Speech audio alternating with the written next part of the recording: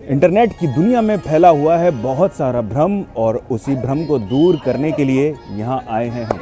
मैं हूँ जगन्नाथपुरी में और जगन्नाथपुरी के कई मुख्य आकर्षण हैं, जिसमें से एक मुख्य आकर्षण है यहाँ की ध्वजा। बहुत सारे मिथ हैं, बहुत सारी मिथ्या।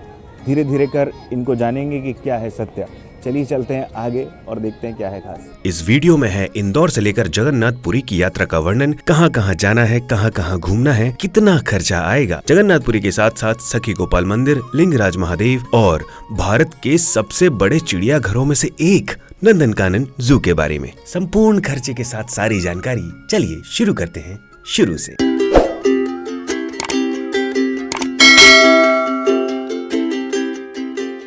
पहुंच गए हैं इंदौर एयरपोर्ट और जा रहे हैं जगन्नाथपुरी।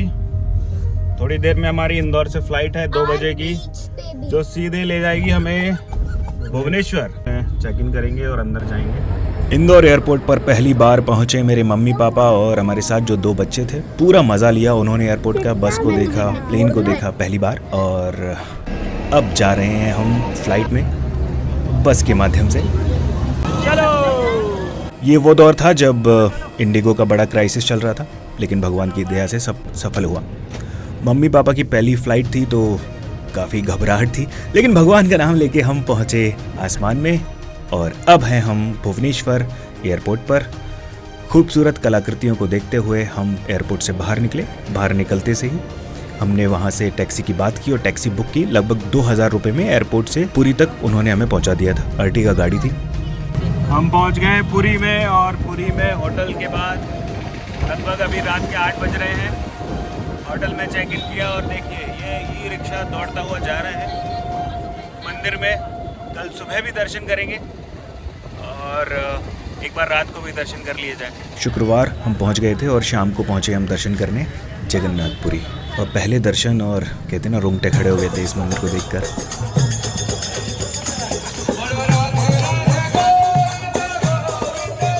रात का कीर्तन, मंदिर की भव्यता अद्भुत। जय हो। उसके बाद पहुंचे हम अपने होटल और कुछ खाना वाना खाया। अगली सुबह हम जा रहे हैं कोणार्क मंदिर की ओर। अगेन हमने लगभग 3000 रुपए के आसपास टैक्सी की। कोणार्क वही मंदिर है जिसकी पिक्चर आपको भारत के 10 रुपए के नोट पर भी देखने को मिलती है। कोणार्क का अपना एक इतिहास है, वो जानेंगे। और ठंड बहुत ज्यादा है नहीं यहाँ पे। मतलब अगर आप इंटरनेट पे देखते हैं तो ऐसे दिखाता है कि बहुत ठंड है यहाँ पे, पर कल रात को भी हम गए थे मंदिर 10 बजे के आसपास, तो उतनी ठंड नहीं थी। बीच और खूबसूरत रोड के माध्यम से हम पहुंचे कोणार्क मंदिर। बेहद खूबसूरत जगह ये है। सबसे पहले पहुंचकर हमने वहां गाइड महोदय को बुक किया, क्योंकि वही हमें बताने वाले थे यहाँ के इतिहास के बारे में। कुछ 40 रुपए की टिकट कटाकर हम पहुंचे मंदिर। दूर से बहुत छोटा दिखता है मंदिर, लेकिन पास आते हैं तो इसकी भव्यता और दिव्यता का एहसास होता है। इस मंदिर के बारे में बहुत पढ़ा है, बहुत सुना है। आइए वहीं चलकर जानते हैं अभिषेक भार्गव से यहाँ के बारे में। घर बैठे बैठे जब हम दुनिया को एक्सप्लोर करते हैं इंटरनेट पर, तो हमारे मन में बहुत सा भ्रम पैदा होता है। अब भ्रम को दूर करना है तो क्या कीजिएगा? जी हाँ, भ्रम को दूर करना है तो भ्रमण कीजिए। भ्रमण करते करते इंदौर से हम आ गए हैं उड़ीसा के कोणार्क मंदिर में। आइए एक्सप्लोर करते हैं और जानते हैं क्या खास है कोणार्क मंदिर में। कई सारी कहानियां हैं इस मंदिर के बारे में। कहा जाता है कि एक राजा ने एक बार ऐसा प्रण लिया कि अगर 12 साल में 1200 कारीगरों के साथ अगर ये मंदिर का निर्माण पूर्ण नहीं हुआ तो उन 1200 कारीगरों की गर्दन काट दी जाएगी। अब ये कहानी सच है या झूठ ये तो पता नहीं, लेकिन लोक किंवदंती जरूर है। लेकिन इस मंदिर का पहला निर्माण किसने कराया होगा? अगर पौराणिक कथाओं की माने तो कहा जाता है कि भगवान कृष्ण के जो बेटे थे सांब, उन्हें श्राप था। एक कहानी कहती है कि महर्षि दुर्वासा ने उन्हें ये श्राप दिया था। एक कहानी कहती है कि गोपियों से छेड़छाड़ करने के कारण भगवान श्री कृष्ण ने उन्हें ये श्राप दिया था कि वो कुष्ठ रोग से पीड़ित हो जाए। सांब बहुत सुंदर थे, भगवान कृष्ण की भांति ही सुंदर थे, इसलिए उन्हें ये श्राप मिला। और बाद में कहा गया कि अगर आप सूर्य देव की आराधना करते हैं, चंद्रभागा या नदी है उसके नज़दीक जाकर वहाँ सूर्य देव की आराधना कीजिए और आप ये कुष्ठ रोग जो है आपका वो समाप्त हो जाएगा। और कुछ सालों तक तपस्या करने के बाद उनके साथ यही हुआ। कहते हैं कि उन्होंने यहाँ एक सूर्य मंदिर की स्थापना की, जो ये आज यहाँ पे स्थित है। दूसरी कहानी क्या है, आइए जानते हैं दूसरे एंगल से। एक कहानी ये भी कहती है कि यहाँ के जो राजा थे उन्हें पुत्र नहीं था, तो उन्हें पुत्र रत्न की प्राप्ति हो, तो उन्होंने ये प्रण किया कि वो एक ऐसे मंदिर का निर्माण करवाएंगे जो 12 साल में 1200 कारीगरों के साथ पूर्ण हो। लेकिन इस कहानी के मुख्य किरदार की भूमिका यहाँ आती है क्योंकि राजा ने प्रण किया था कि अगर 12 साल में इस मंदिर का निर्माण पूर्ण नहीं हुआ तो 1200 जो मजदूर हैं उनकी जो जान है वो संकट में आ सकती है। सो इसी के मद्देनज़र ये हुआ कि मंदिर निर्माण में 7 दिन बाकी थे। 7 दिन पहले राजा के देखते हैं कि मंदिर का कार्य पूर्ण हुआ है या नहीं, और मंदिर का कार्य पूर्ण नहीं हुआ था। तो राजा ने कहा 7 दिन बचे हैं, देख लीजिए, आपके प्राण संकट में है। उसी समय जो यहाँ के मुख्य कारीगर थे, प्रमुख कारीगर जिन्हें विश्वकर्मा का स्वरूप भी माना जाता है, उनके पुत्र आते हैं जो लगभग बहुत कम उम्र के थे, और वो इस निर्माण में उनकी सहायता करते हैं। चूँकि पुत्र के आने से जो कारीगरों की संख्या है वो हो गई थी 1200 से अधिक, एक ज़्यादा।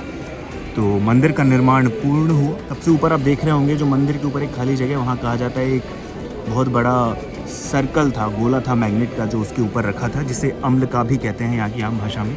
वो रखा नहीं जा रहा था, तो वो जो बेटे थे कारीगर के, मुख्य कारीगर के, वो यहाँ आए, उन्होंने मदद की उसे ऊपर चढ़वाने में। लेकिन राजा का तो प्रण था कि यहाँ 1200 कारीगरों के साथ वो इसे पूर्ण करेंगे। तो राजा का प्रण जो है पूरा रहे, इस चक्कर में कहते हैं कि उसी जगह से ऊपर से उस मजदूर के बेटे ने, उस मुख्य कारीगर के बेटे ने वहाँ से कूद कर अपनी जान दे दी ताकि राजा का प्रण पूरा हो सके। कहा जाता है कि इस वजह से ये मंदिर को अशुद्ध भी माना जाता है और इस वजह से यहाँ पर पूजा नहीं होती। खैर, और भी कई कारण हैं यहाँ पूजा ना होने के, उन पर भी नज़र डालें। ये देखिए, ये जो मंदिर है ये लगभग, अभी हाइट देख रहे हैं आप, अब लोगों की हाइट देखिए और इस मंदिर की हाइट देखिए, लगभग 127 फीट है ना। और इसके पीछे का ये वाला हिस्सा है, ये जो तोड़ दिया गया है, जिसके पीछे भी कई कहानियां हैं, ये लगभग 227 फीट हुआ करता था। अब आप ज़रा सोच के देखिए कि ये इतना सा है, इसके पीछे जब ये मंदिर होगा तो कितना बड़ा दिखता होगा वो मंदिर। लगभग 227 फीट की हाइट का जो मंदिर रहेगा। इसके नीचे देखेंगे चक्र की आकृति बनी हुई है, ऐसे 24 पहिए इसमें लगाए गए हैं, और हर पहिए में जो है लगभग 8 प्रहर को दर्शाया गया है ना, 24 घंटों को दर्शाया गया है, और मिनटों को दर्शाने के लिए छोटी छोटी ऐसी बिंदियाँ जैसी बनी हुई हैं जो मिनट को दिखाती हैं। गाइड महोदय के अनुसार वो जो है 3 मिनट के आसपास का समय दिखाती हैं। खूबसूरत भव्य प्रांगण। ये छाया मंदिर लिखा हुआ है लेकिन मंदिर है नहीं। छाया यानी कि भगवान सूर्यदेव की पत्नी उन्हें कहा जाता है। सूर्यदेव को नमन, कोणार्क को नमन, उन्हें बनाने वालों को नमन।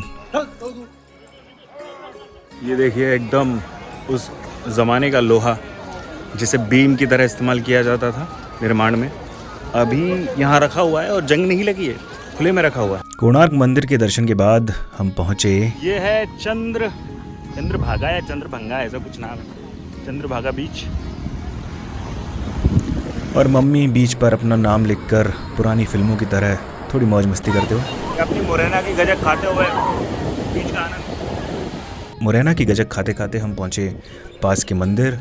वहाँ भी बहुत अच्छा नज़ारा था, वो हमने वहाँ का लुत्फ़ लिया, दर्शन किए और फिर वापस पहुँचे जगन्नाथ मंदिर।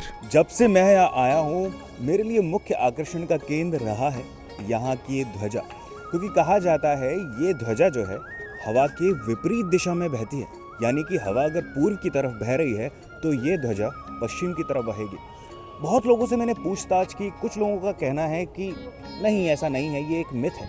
कुछ लोग कहते हैं कि कभी कभी ऐसा होता है, और भक्तगण कहते हैं कि नहीं, ये सच है कि ये हवा के विपरीत दिशा में बहती है। लेकिन पर्सनली मैंने ये जाना कि शायद ये हवा की ही दिशा में बहती है, यानी कि विपरीत दिशा में नहीं बहती। अब कैसे पता लगाया जाए, क्योंकि यहाँ कुछ ऐसा है नहीं जिसके द्वारा हम पता लगा सकें। अभी एक भाई से बात हुई और उन्होंने बताया कि आप पूर्व द्वार की ओर जाइए, वहाँ आपको कुछ इस तरह के झंडे दिखेंगे जिनसे आप पता लगा सकते हैं कि कौन सा हवा के विपरीत है और कौन सा हवा के साथ बहता है। क्या सच है, क्या मिथ, ये तो वहाँ जाने के बाद ही पता चलेगा। चलिए चलते हैं। मंदिर प्रांगण घूमते हुए पूर्व से पश्चिम, पश्चिम से पूर्व, उत्तर से दक्षिण, सभी दिशाओं में हम घूमे और फिर पहुँचे हम एक ऐसे मंदिर जो है हनुमान जी का मंदिर, और कहते हैं कि समुद्र को जो रोक के रखा हुआ है इन्हीं हनुमान जी ने रखा हुआ है। ये भी लोग किंवदंती है या सच, ईश्वर ही जाने। फिर हवा, ध्वजा, दिशा दोनों समझने की कोशिश की, लेकिन ऐसा कुछ लगा नहीं कि ये हवा की विपरीत दिशा में बहता है। हवा के साथ साथ जय जगन्नाथ। हो सकता है कि पूरे मंदिर प्रांगण की जो हवा की दिशा है वो एक्चुअल हवा के विपरीत हो। पूरी तरह तो ये समझ में नहीं आया, इसे समझने के लिए हम अनभिज्ञ थे। चलिए इनसे जानते हैं इनके अनुभव।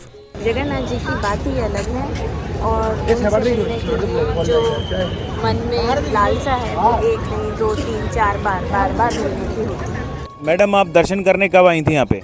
कल आए थे शाम को, बहुत अच्छे दर्शन हो गए थे, पर आज देखकर हिम्मत ही नहीं हो रही। भीड़ इतनी भीड़ देखकर हिम्मत ही नहीं हो रही कि अंदर जाएं या ना जाएं। मतलब कल कौन सा वार था जब आप लोग आए थे? कल शुक्रवार था।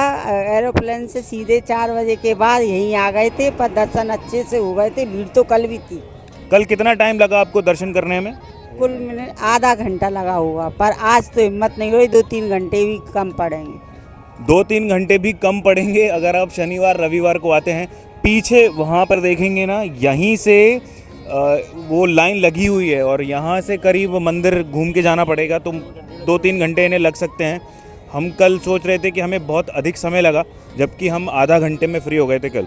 और आज हम शनिवार को एक बार फिर सोचे दर्शन कर लेते हैं, और आज देखिए इतनी लंबी लाइन है, लगभग 3 घंटे हमें लग सकते हैं, ऐसा अनुमान है। कल जब हम तृप्त नहीं थे दर्शन से और भीड़ से, हमारे साथ जो लोग थे वो कह रहे थे यार इतनी भीड़ है, कैसे होता है ये सब। लेकिन एक पुलिस वाले भैया मिले और उन्होंने कहा कि जगन्नाथ जी को दर्शन देना होता है ना, उन्हीं लोगों को वो दर्शन देते हैं। और आज हम उसी उम्मीद से, उसी लालसा से आए थे कि आज फिर हमें दर्शन हो जाएंगे।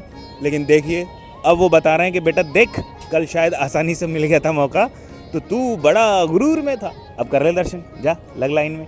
मंदिर की भीड़, जगन्नाथ जी के दर्शन करने के बाद हम आए अपने होटल, और ये चलिए रूम दिखाते हैं आपको। थोड़ा छोटे हैं पर ठीक है, बजट फ्रेंडली है। अभी कोहरा है ना, वो दूर है, यहाँ से जगन्नाथ मंदिर दिखता है। तो ये रूम लगभग 2000 से लेके 2200-2300 के आसपास आपको पड़ जाता है। यहाँ से ऑलमोस्ट 1.5 किलोमीटर जो है जगन्नाथ मंदिर है, और इतनी ही दूरी पर गोल्डन बीच है। ठीक है, ये है हमारी होटल जहां हमने 2 रातों तक स्टे किया। आज है हमारी ट्रिप का 3रा दिन, और जगन्नाथपुरी से चेकआउट करके अब हम जा रहे हैं सखी गोपाल मंदिर। ये है सखी गोपाल मंदिर।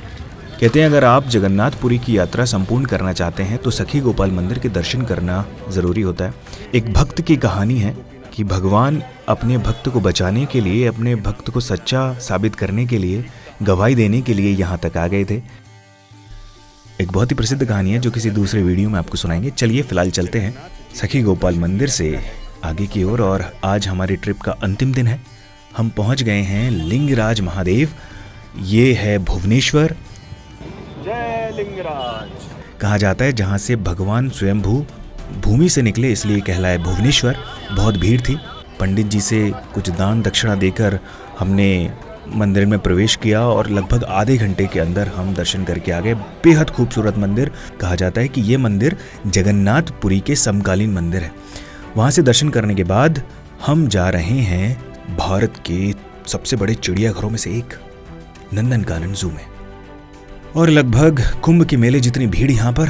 और अंदर ऐसा है कि टाइगर को देखने के लिए भी अलग से टिकट लेना पड़ता है। चिड़ियाघर के अंदर भी सफारी बुक होती है। पहली बार देखा हमने भारत में जिराफ और काला बाघ। ये एक तरफ व्हाइट टाइगर, एक तरफ ब्लैक टाइगर। ब्लैक टाइगर पोटी करता हुआ व्हाइट टाइगर के सामने।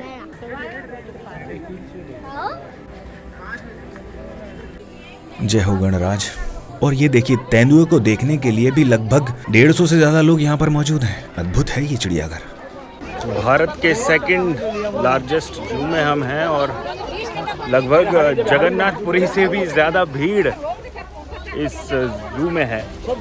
ऑलमोस्ट लाखों लोग होंगे मुझे लगता है यहाँ, क्योंकि 100-200 लोग तो ऐसे ही चलते फिरते दिखते रहते हैं। बहुत बड़ा है, बहुत बड़ा है। अंदर ही कई सारी सफारी है यहाँ पे। ये है नंदनकानन जू। बहुत भीड़ है। नंदनकानन जू के साथ हमारी उड़ीसा और भुवनेश्वर पुरी की यात्रा समाप्त होती है। कल सुबह 6:30 बजे की फ़्लाइट है हमारी, जो सीधे ले जाएगी इंदौर 8:30 बजे। हमारी सुबह की फ़्लाइट थी तो एयरपोर्ट के नज़दीक ही एक खूबसूरत सा होटल हमने बुक किया। भुवनेश्वर एयरपोर्ट पे आ गए हम लोग, और एक बहुत अच्छी चीज़ है, आप फ्लाइट में जाते हो तो एयरपोर्ट पे आपको चाय, कॉफ़ी, समोसे बड़े महंगे मिलते हैं, और यहाँ पे बड़े रीज़नेबल दाम में 10 रुपये में चाय और 20 रुपये में समोसा, और एक लड्डू भी है। 20 रुपये में लड्डू और 10 रुपये में पानी की बोतल एयरपोर्ट पर मिलने लगी है उड़ान कैफे में। एयरपोर्ट पर सुबह 5 बजे बच्चे मौका देखकर चौका मारते हुए, मम्मी फ्लाइट के मजे लेते हुए।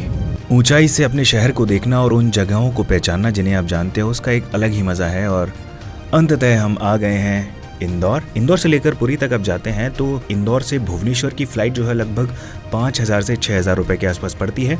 भुवनेश्वर से पुरी तक जाने में लगते हैं लगभग 2,000 से 2,200 रुपये अगर बड़ी टैक्सी करते हैं आप 5 to 7 सीटर। पुरी में रुकने के लिए लगभग 1,500 से 2,000 रुपये के बीच आपको बहुत अच्छे होटल मिल जाते हैं। पुरी से आसपास कोणार्क मंदिर और छोटी छोटी जगह घूमने के लिए आपको टैक्सी मिल जाती है लगभग 3,000 से 3,500 तक, सेम टैक्सी अर्टिगा टाइप। उसके बाद वापस जब पुरी से भुवनेश्वर आते हैं तो वो टैक्सी भी लगभग 3,000 से 3,500 के बीच होती है, जो आपको लिंगराज महादेव, सखी गोपाल मंदिर और 1-2 साइड घुमा सकती है। भुवनेश्वर में अगर आप स्टे करना चाहते हैं तो लगभग 3,000 से 5,000 के बीच आपको अच्छा होटल रूम मिल जाता है। भुवनेश्वर से इंदौर की यात्रा वापस 5,000 से 7,000 के फ्लाइट टिकट पर होती है। फ्लाइट टिकट अकेले का है, होटल रूम शेयरिंग है और टैक्सी ग्रुप शेयरिंग। ये थी हमारी जानकारी। यहाँ तक आने के लिए आपका बहुत बहुत धन्यवाद।